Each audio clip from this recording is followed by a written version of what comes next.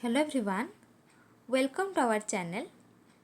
आज आमे कवि सम्राट उपेन्द्र भंजंकर काव्य कोटि ब्रह्मांड सुंदरी यही काव्यटीर कथावस्तु कौन रही आज आमे यह भिडियोटी रे आलोचना करिबा। कोटि ब्रह्मांड सुंदरी काव्यटी होची 35 छांद विशिष्ट एक काव्य। कवि सम्राट उपेन्द्र भंजंकर पौढ़ कवित्व सिद्ध श्रेष्ठ प्रमोद काव्य होची कोटि ब्रह्मांड सुंदरी। काव्यर विषय वस्तु बा कथावस्तु नाना शिल्प चातुर्य मंडित धनरत्नपूर्ण चंपानगरीर राजा हेउछंती विश्वानंदक एवं तांकर पट्ट महिषी बा पाटराणी हेउछंती विचित्र कला। तांकर पुत्र संतान सत्वे कन्या लाभर वंचित होइथिबारु तांकर मंत्री होउछंती बुद्धिसागर। से मंत्री बुद्धिसागरଙ୍କ परामर्श रे राजा मोक्ष प्राप्ति उद्देश्य रे ससैन्य बदरिका तीर्थ को यात्रा करिसंती। तीर्थयात्रा समय रे गंगा तीर रे उपस्थित होई जेतबेले स्नान करुथिले से स्नान काल रे राजा ब्रह्मांकर वाहन एक हंस को गोटे राक्षस कबल उद्धार करथिले एवं सही राक्षस को बध करथिले। नारायणଙ୍କ दर्शन पाई बदरिका आसीथिले ब्रह्मा एवं ब्रह्मांकर वाहन हंसटी जेतबेले तांको राक्षस कबल विश्वानंद को उद्धार करिसंती से परामर्श से घटनाटी जेतबेले ब्रह्मा को जणाइछि हंसटी ब्रह्मा कौन करिसंती राजा को तांको मनस्कामना कथा कहिबारु तांको मंदकर्ण ऋषिंक परी दिव्य कन्या रतिमर्दा को भोग करी सुंदरी कन्याटीए लाभ करिबा पई वर प्रदान करिसंती। कवि सम्राटंकर लावण्यवती काव्य रे जेपरि भावर नायिकार बाल्य पौगंड यौवनर अवस्था वर्णना करा जायछि सेहीपरि भावरे कोटि ब्रह्मांड सुंदरीर तृतीय छांदरे बाल्य पौगंड एवं यौवनावस्था प्राप्त तार वर्णना रही। गंगा और सरस्वती नदी सेवित पवित्र गयातीर्थ मंडित मगधर राजधानी होची पाटलिपुत्र बा पुष्पपुर। से पुष्पपुर राजा होचंती दीप्तिसागर। तांकर पुत्र होची पुष्पकेतु। पुष्पकेतु जी कि काव्यर नायक। काव्यर नायिका होचंती कोटि ब्रह्मांड सुंदरी। काव्यर नायक होचंती पुष्पकेतु। गतानुगतिक भावरे कवि पुष्पकेतुर सौंदर्य वीरत्व शास्त्र पांडित्य दानशीलता और जो धर्मपरायणतार वर्णना करिसंती। ता सहित वीणा वादन रे किपरि भावरे पुष्पकेतु कुशलता तार मध्य सूचना देइछंती।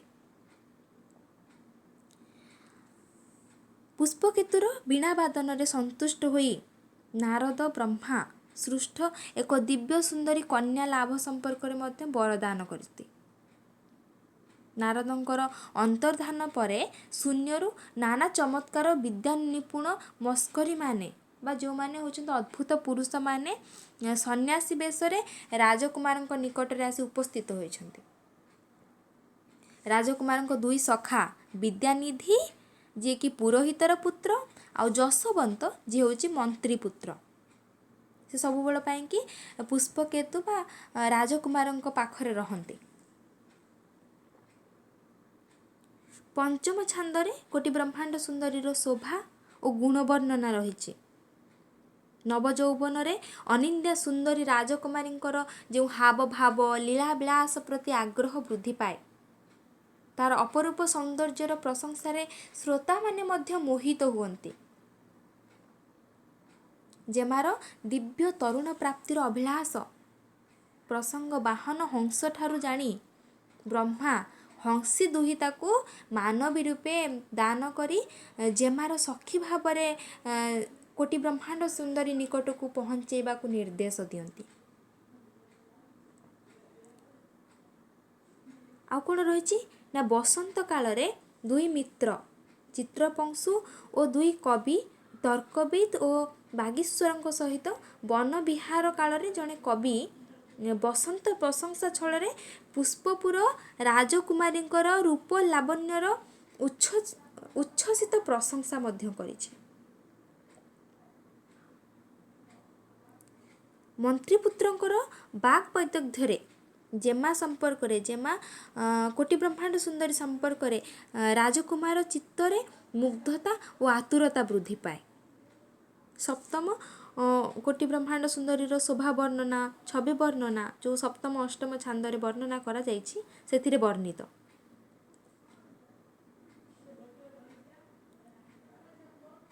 ଆଉ କ'ଣ ରହିଛି ନା ଉଜ୍ଜୟିନୀର କାତ୍ୟାୟନୀ ଠାରୁ ଜେମା ଯେଉଁ ସୌନ୍ଦର୍ଯ୍ୟର ପ୍ରଶଂସା ଶୁଣି ବିଦୂଷକ ତାର ପୁନରାବୃତ୍ତି କରି କିପରି ପୁଷ୍ପକେତୁଙ୍କର ଉଦ୍ବେଗ ଓ ଆତୁରତାକୁ ବୃଦ୍ଧି କରି ରାଜକନ୍ୟା ସହ ଭେଟ କରାଇବାର ଦାୟିତ୍ୱ ବହନ କରିছে ଏବଂ ମନ୍ତ୍ର ବଳରେ ରାଜକୁମାରୀର କେଳି ଉପବନକୁ ନେଇଯିବାର ପ୍ରତିଶ୍ରୁତି ସେ ଦାନ କରିଛି। ଏ ସମ୍ପର୍କରେ କୁମାରଙ୍କର ଉଦ୍ୟମ ଉପରେ ଗୁରୁତ୍ୱ ଦିଆଯାଇଛି। ଯାହା ରହିଛି ନବମ ଛାନ୍ଦରେ ବର୍ଣ୍ଣନା, ନାନାବିଧ ବର୍ଣ୍ଣନା ସେଥିରେ ସ୍ଥାନ ପାଇଛି। ଦଶମ ଛାନ୍ଦରେ କ'ଣ ରହିଛି? ବନ ବିହାର ପ୍ରସଙ୍ଗ। ଚୈତ୍ର ମାସ ଶୁକ୍ଳପକ୍ଷ ଅଷ୍ଟମୀରେ ରାଜକୁମାରୀର ପଶା ଖେଳ ଶ୍ରଦ୍ଧା ଶୁଣି ସଖୀମାନେ ଯେପରି ଭାବରେ ହାସ ପରିହାସରେ ତାର ଚିତ୍ତରେ କାମୋଦ୍ଦୀପନା ସୃଷ୍ଟି କରି ତାର ପ୍ରାଣକୁ ରସଚ୍ଛାଦ କରିଛନ୍ତି। ଏପଟେ କ'ଣ ହେଇଛି ନା ମାଙ୍ଗଲ୍ୟ କୁମାରଙ୍କ ସହ ଭେଟର ପ୍ରତିଶ୍ରୁତି ଦିଅନ୍ତି। ଶାରଦାଙ୍କ ମାୟା ରଚନା ହେତୁ ମାଙ୍ଗଲ୍ୟ ଓ ଚିତ୍ରପୁଂସ ନାୟକ ଓ ନାୟିକା ଭେଟ ସମ୍ପର୍କରେ ଅବିଷ୍ଟ ହୁଅନ୍ତି ଓ ମନୋରଥ ସିଦ୍ଧିର ଦୈବୀ ବାଣୀ ମଧ୍ୟ ଶ୍ରବଣ କରନ୍ତି। ଏ ରହିଛି ଦଶମ ଛାନ୍ଦର ବର୍ଣ୍ଣନାରେ। ଆଉ କ'ଣ ରହିଛି? 1100 ଛାନ୍ଦ ବର୍ଣ୍ଣନାରେ ଦର୍ଶନାନୁ ଚିନ୍ତା ପ୍ରସଙ୍ଗ। ପୁରକୁ ଯାତ୍ରା କରି ନିଜ ନିଜ ପୁରକୁ ଯାତ୍ରା କରି ଜେମା ଓ ରାଜକୁମାର ପରସ୍ପରକୁ ଦର୍ଶନ ପାଇଁ ଆତୁର ହୋଇପଡ଼ନ୍ତି ଏବଂ ପର ଦିବସରେ ଜେମାର ଦିବ୍ୟ ଭୂଷଣ ସହ ସଖୀମାନଙ୍କର ଯେଉଁ ପରିହାସ ଚାଲେ ଏବଂ ଏହି ସମୟରେ ମାଙ୍ଗଲ୍ୟାଙ୍କ ଦ୍ୱାରା ପ୍ରେରିତ ଏକ ତପସ୍ୱିନୀ ଜେମାଙ୍କୁ ସାଙ୍ଗରେ ଯାତ୍ରା କରିବା ପାଇଁ କହେ। ଏସବୁ ଯେଉଁ ସୁନ୍ଦର ବର୍ଣ୍ଣନା ରହିଛି, ସେ ଯେଉଁ ପୁର ସୁସଜ୍ଜିତ ହୋଇଥାଏ ଓ ଉପାଧ୍ୟାୟ ସେଠି ବିହାର କରୁଥାନ୍ତି, ଆର ମଧ୍ୟ ବର୍ଣ୍ଣନା ରହିଛି। ତାପରେ ଆମେ ଯଦି ଦେଖିବା 1600 ଛାନ୍ଦ ରହିଛି ଅନୁଚିନ୍ତା, 1700 ଛାନ୍ଦ ରହିଛି ରାଜପୁତ୍ରର ଅନୁଚିନ୍ତା। ଗ୍ରୀଷ୍ମରେ କବି ନାୟକ ନାୟିକାର ଯେଉଁ ବିରହ ଅବସ୍ଥା ତାକୁ ବର୍ଣ୍ଣନା କରିଛନ୍ତି। ମନ୍ତ୍ରୀ ସ୍ୱପତ୍ନୀଙ୍କ ଠାରୁ ଜେମାର ସ୍ୱପ୍ନ ପ୍ରତିବିମ୍ବ ଦର୍ଶନ ଜନିତ ବିରହ ସମ୍ବାଦ ଶୁଣି ଜଣେ ବିଚିତ୍ରକର୍ମା ଚିତ୍ରକରକୁ ଚିତ୍ରପଟ ପ୍ରସ୍ତୁତ କରିବାକୁ ନିର୍ଦ୍ଦେଶ ଦିଅନ୍ତି ଏବଂ ଚିତ୍ରକର ଦ୍ୱାରା ନିର୍ମିତ ଏକ ସୁନ୍ଦର ପୁରୁଷଙ୍କର ଚିତ୍ରପଟ ସମ୍ପର୍କରେ ମନ୍ତ୍ରୀ, ପୁରୋହିତ ଓ ବୈଦ୍ୟଙ୍କ ମଧ୍ୟରେ ଯୁକ୍ତିତର୍କ ଚାଲେ। ଚିତ୍ରକାରର ସ୍ତ୍ରୀ ହସ୍ତରେ ପ୍ରେରିତ ଚିତ୍ରପଟ ମଧ୍ୟରୁ ଜେମା ପୁଷ୍ପପୁର କୁମାର ପ୍ରତି ଆକୃଷ୍ଟ ହେବା ବୋଲି ତାହା ଜଣାପଡ଼ିଥାଏ।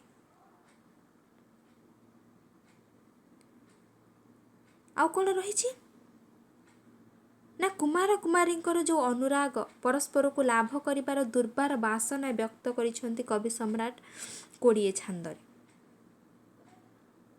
ଶୁକ ଓ ଶାରୀର ଉକ୍ତି ପ୍ରତ୍ୟୁକ୍ତି ବର୍ଣ୍ଣନା କରାଯାଇଛି, ସେଥିରେ ବର୍ଣ୍ଣନା ଅଛି। 21 ଛାନ୍ଦରେ ରହିଛି ପୋଟା ଓ ଉପାଧ୍ୟାୟ ସମ୍ବନ୍ଧୀ ଆଲୋଚନା। ରାଜକୁମାରଙ୍କର ଦୂତ ପୋଟା ମାଳିନୀପୁରରେ ରହି ଜେମାଙ୍କର ମନଲାଖି ପାଟଳି ପୁଷ୍ପର ଯେଉଁ ମାଳାଟିଏ ଗୁନ୍ଥିଛି, ସେ ମାଳାଟିଏ ଗୁନ୍ଥି ଫୁଲ ଚାଙ୍ଗୁଡ଼ାରେ ନାୟକର ପତ୍ର ମାଳିନୀ ହାତରେ ପଠାଇଛି। ଆଉ କ'ଣ ରହିଛି? 22 ଛାନ୍ଦ ରହିଛି ରାଜଜେମାର ପୁରସ୍ତ ଭୀତି ନିକଟରେ ଉପାଧ୍ୟାୟର ଇଙ୍ଗିତ ଓ ଗତି ପ୍ରକାଶ। 23 ଛାନ୍ଦରେ ରହିଛି ରାଜଜେମା ପ୍ରେମପତ୍ର ପାଠ କଲା ସମୟରେ କାଦମ୍ବିନୀର କାଗଜ ଓ ମଞ୍ଜିଷ୍ଠାର ସ୍ଥାଳି ଘେନି ପ୍ରବେଶ। ଯେତେବେଳେ ଜଣେ ବାଳିକା ଠାରୁ ମାଳା ଓ ପତ୍ର ପାଇ କୋଟି ବ୍ରହ୍ମାଣ୍ଡ ସୁନ୍ଦରୀ ମୁଗ୍ଧ ହୋଇ ପଡ଼ିଛନ୍ତି। ସଖୀ କାଦମ୍ବିନୀ ଯେମାଙ୍କର ପତ୍ର ପ୍ରାପ୍ତ ଜନିତ ପ୍ରସନ୍ନତା ଲକ୍ଷ୍ୟ କରି ଯେମାଙ୍କ ହସ୍ତରେ ପ୍ରେମ ପତ୍ରିକା ଲେଖାଇ ଉପାଧ୍ୟାୟଙ୍କ ହସ୍ତରେ ଦିଆଯାଇଛି।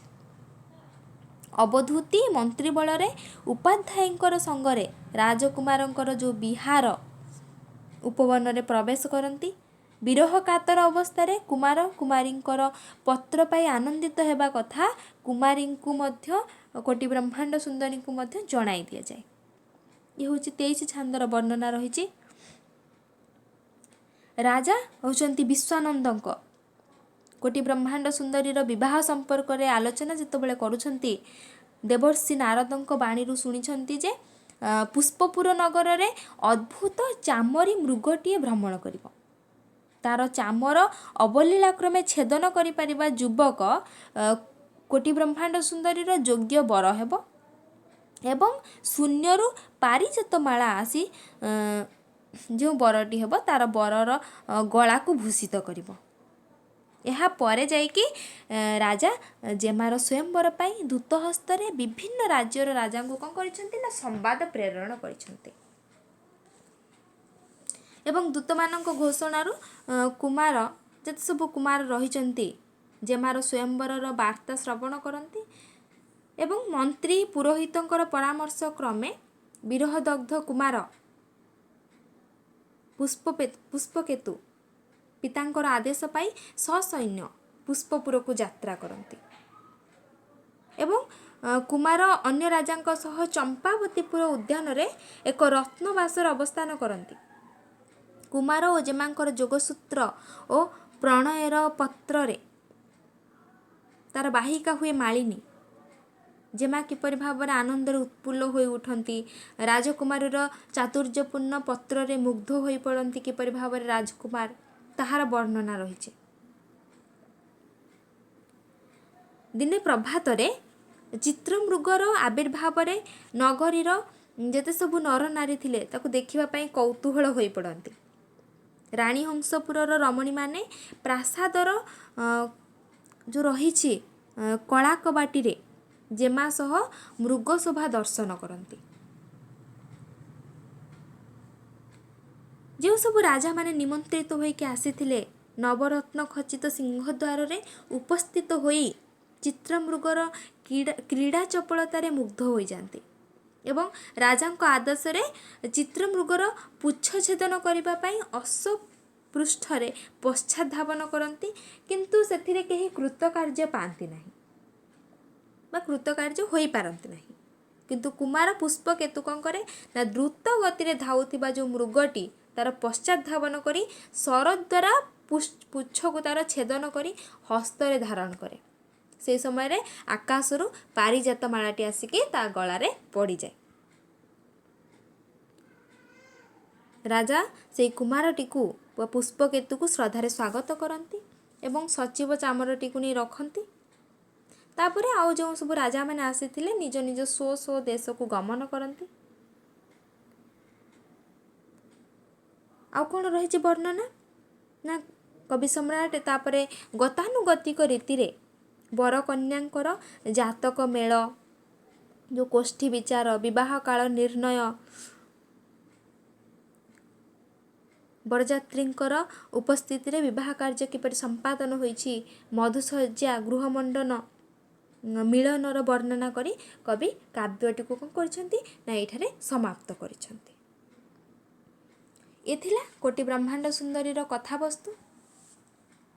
ଯଦି ଆପଣମାନଙ୍କୁ ଭିଡ଼ିଓଟି ଭଲ ଲାଗିଥାଏ ତାହେଲେ ଲାଇକ୍ କରନ୍ତୁ, ଫ୍ରେଣ୍ଡମାନଙ୍କ ସହ ସେୟାର କରନ୍ତୁ ଏବଂ ଆମ ଚ୍ୟାନେଲଟିକୁ ସବସ୍କ୍ରାଇବ୍ କରନ୍ତୁ, ଯାହାଫଳରେ କି ଆମର ପ୍ରତିଟି ଭିଡ଼ିଓର ନୋଟିଫିକେସନ୍ ଆପଣଙ୍କ ପାଖରେ ଯଥାଶୀଘ୍ର ପହଞ୍ଚି ପାରିବ। Thank you.